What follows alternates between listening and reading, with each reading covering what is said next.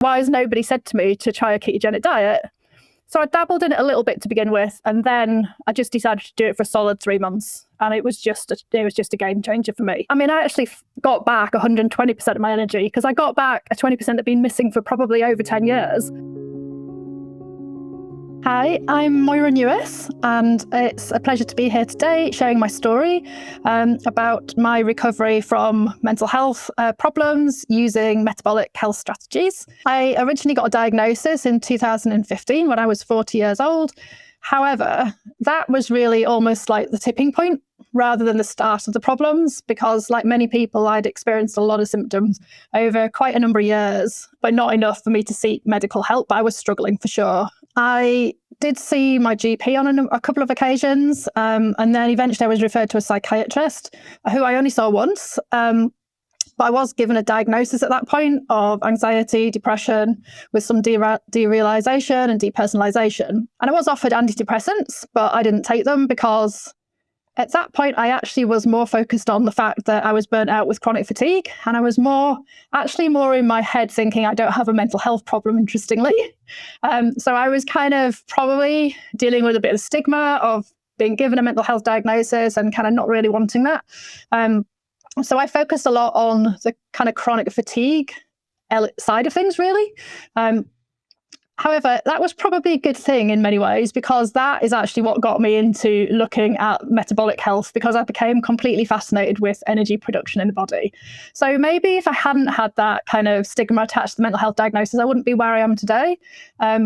Maybe wouldn't have recovered, and maybe wouldn't be working with people like I do today too. So I kind of see it as a bit of a blessing, but also really interesting insight to kind of look back, because I do work with quite a number of people with chronic fatigue now, and they're often also given a mental health diagnosis and often don't really want it. So I kind of see that repeating in clients too. So at that point, I was taught some deep breathing by the psychiatrist in that one appointment, which really was the start of me realizing that maybe lifestyle was going to have something to do with this. And I think that for me, the main triggers of mental health symptoms was stress, psychological stress. I was an NHS manager in a very senior job, and there were a lot of stresses that came with it. And I think that I also had 2 young children. I'd also been studying, so I'd kind of been loading up the stresses on top, really. And I'd also been having some family situations with illness and things as well. So there was, a lot going on. And at the point where I got the diagnosis, I kind of said to myself, right, I need to change my job. That's not helping things. But I didn't just quit my job. I moved sideways into another senior job, which I held on to for about another year and a half.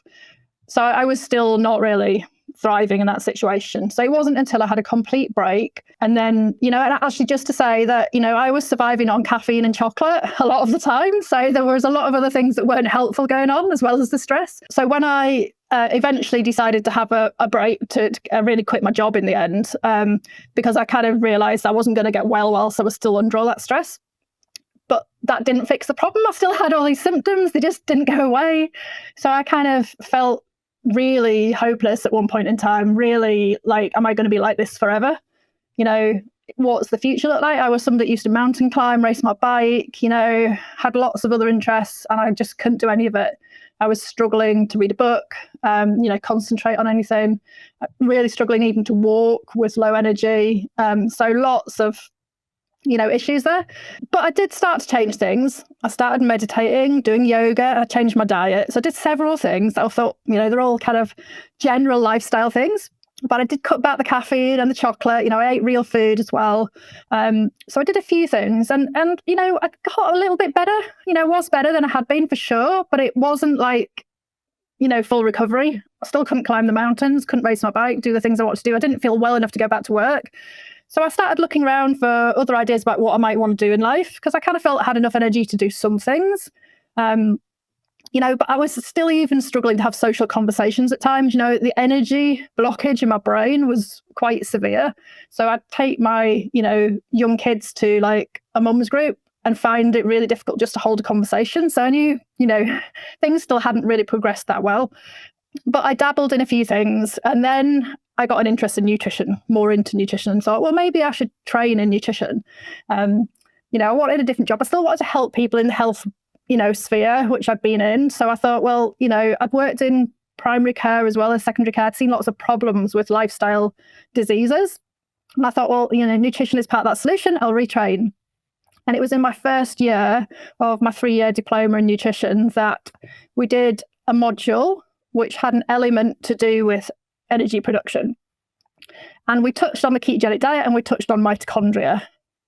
And nobody else seemed that fascinated by it, but I was really fascinated. And I just took a massive deep dive into that and thought, well, this is really fascinating. Why has nobody said to me to try a ketogenic diet? So I dabbled in it a little bit to begin with, and then I just decided to do it for a solid 3 months, and it was just a game changer for me. I mean, I actually got back 120% of my energy because I got back a 20% that had been missing for probably over 10 years.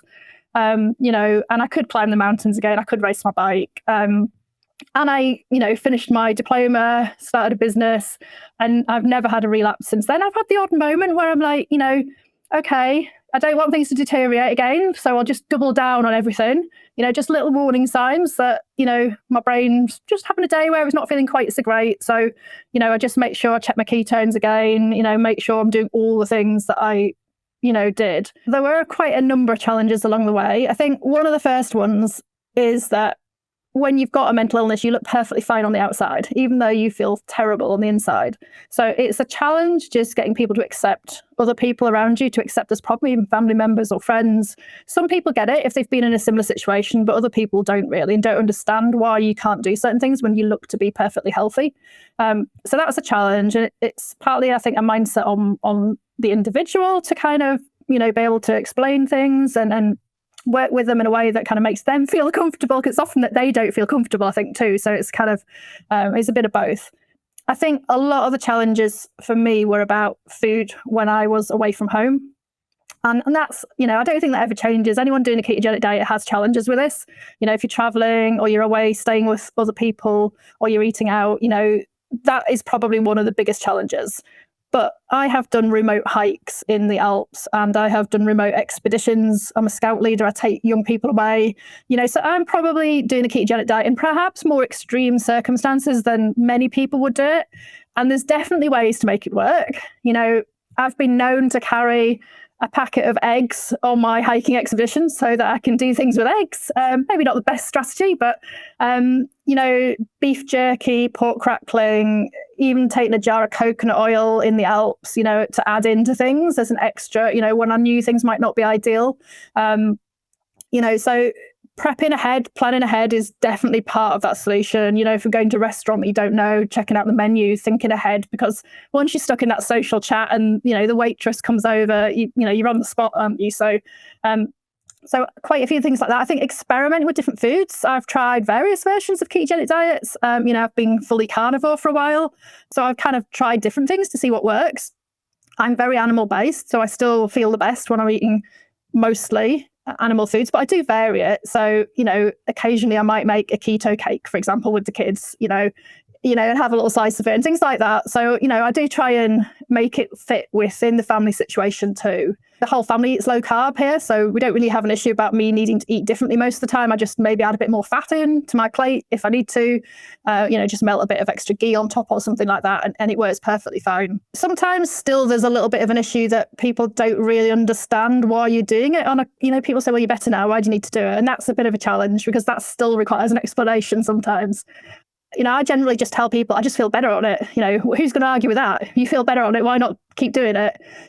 But sometimes you might be sort of questioned, well, do you need to do that all the time? And of course, the answer is that it depends on the individual. I know what suits me best. I know I can be a bit more flexible now than I used to be, and I'll get away with it, particularly if I'm not under a lot of stress, actually. I do notice that more stress, less flexibility with myself. So it's just about being aware of that and then thinking about the situations again. Why would I recommend the metabolic approach? I think perhaps for a number of reasons.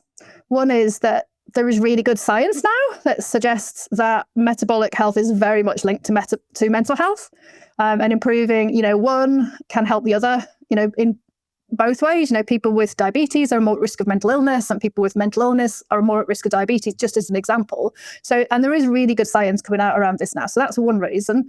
The second is that, medication treatments, which is the traditional treatment, for some people they work, and that's great if it's worked for you, but they don't work for everybody. So sometimes people can be left feeling a bit hopeless, and it's good to have another option to try, and you could try it in combination. It doesn't have to mean one or the other. It's often done together, and then when the metabolic effects kick in, you can begin to negotiate with your prescriber about whether you need the medication or not. And also some people who've been on medications, even for quite a long time, don't want to be on them forever. So again, it's another option. I would say, I think food is the basis of this metabolic approach. Other things can be added in for sure. And I'm a really big fan of layering up, is what I call it when I'm working with people, is layering up the strategies to kind of get to that tipping point where you get back to full health, is the way I like to look at it. But I think for me, the starting point is food and the diet that you're eating. And that's going to be different for everybody, how far you need to kind of push things. If somebody's not yet even heard of keto, I'd be saying go low carb, eat real food, just get rid of sugars and ultra processed foods. And then possibly, with more serious mental illness, definitely looking at trying to move into a ketogenic regime would be a good idea. For me, it's about tackling the underlying mechanisms that are at play. And they're not straightforward. It's, we used to think, for example, one neurotransmitter is involved in one condition, for example. We know that's not true now. We know it's much more complicated. There's inflammation, there's signaling problems in the brain, there's metabolic health problems with energy production, there might be nutrient deficiencies. So we know it's a complicated picture, but actually, the metabolic approach helps really to tackle them all because it's anti-inflammatory. It helps settle down brain signaling. It supports energy production. It could go on, but that's the reason really that I think it's worth a shot. Thank you for watching. If you want to see more, check out these recommended videos. Also, if you haven't already, don't forget to subscribe to our channel to stay up to date with our content and help us expand the movement. And if you want to sign up for our newsletter, access our resources, read the latest research, or check out the Think Smart framework, click here to visit our website. See you on the next video.